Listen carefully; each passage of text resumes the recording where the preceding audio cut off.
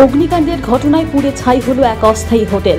ঘটনাটি ঘটেছে হরিপুর থেকে পাণ্ডবেশ্বর যাওয়ার রাস্তায় সোমপুর বাজারি মহালক্ষ্মী খোলামুখ খনি সংলগ্ন ৭ নম্বর জাতীয় সড়কের ধারে।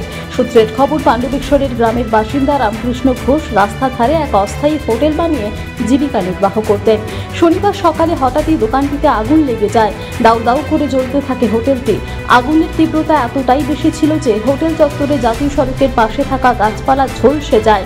জানা যায় সেই সময় হোটেলে খাবার খাচ্ছিলেন কয়েকজন। অল্পের জন্য প্রাণে রক্ষা পান তারা। খবর পেয়ে ঘটনাস্থলে পৌঁছায় পাণ্ডবেশ্বর থানার পুলিশ। দুটি জলের ট্যাঙ্ক এনে আগুন নেভানো গেলেও ততক্ষণে পুড়ে ছাই হয়ে গিয়েছে অস্থায়ী হোটেল সহ হোটেলের জিনিসপত্র। আনুমানিক 60,000 টাকার ক্ষতি হচ্ছে বলে জানান হোটেলের এক কর্মী। এখান থেকে একটা সরের বোঝা ছিল, এখানে সরের বোঝাটা থেকে হঠাৎ করে আগুনটা একদম ডাইরেক্ট মধুন তেলে গেল, ওটা একদম সব পুড়ে গেল।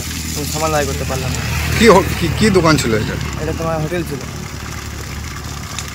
মানে এখানে কারা কারা খাবার খেত? এখানে মাইন্সের লোকের খাবার খেত তোমার, তারপরে এখানে দুটো লাইন গাড়ি দাঁড়াতো, এখানে প্ল্যান্টের লোকের খেত, সাইডিংয়ের লোকের খেত খাবার। এটা মোটামুটি কত টাকা ক্ষতি হলো আপনার? মোটামুটি 60,000 টাকা খরচা হয়েছে। 60,000 টাকা। হোটেলের মালিকের নাম রামকৃষ্ণ ঘোষ। করি সকাল আসে আমার কাজ করি, এসে আমি দেখছি সাইড থেকে আগুন জ্বলছে। বাঁচা বহুত চেষ্টা করলাম কিন্তু বাঁচাতে পারলাম না। সেই সময় হোটেলে কি লোকজন ছিল? হোটেলে বহুত ছিল, আমার লেবার ছিল বহুত। সকালে সবাই নাস্তা করি, আমার সবাই মিলে এসে দেখছি আগুন ধরে জ্বলছে। বহুত চেষ্টা করলাম বাঁচাতে পারলাম না। এখন অন্দাল থেকে নিজস্ব প্রতিনিধির রিপোর্ট, টিভি নিউজ 10। সুলভ সঠিক চিকিৎসার একমাত্র প্রতিষ্ঠান বিবেকানন্দ হসপিটাল। 24 ঘন্টা emergency service, blood bank, trauma care. আপনাদের সেবায় আমরা তৎপর।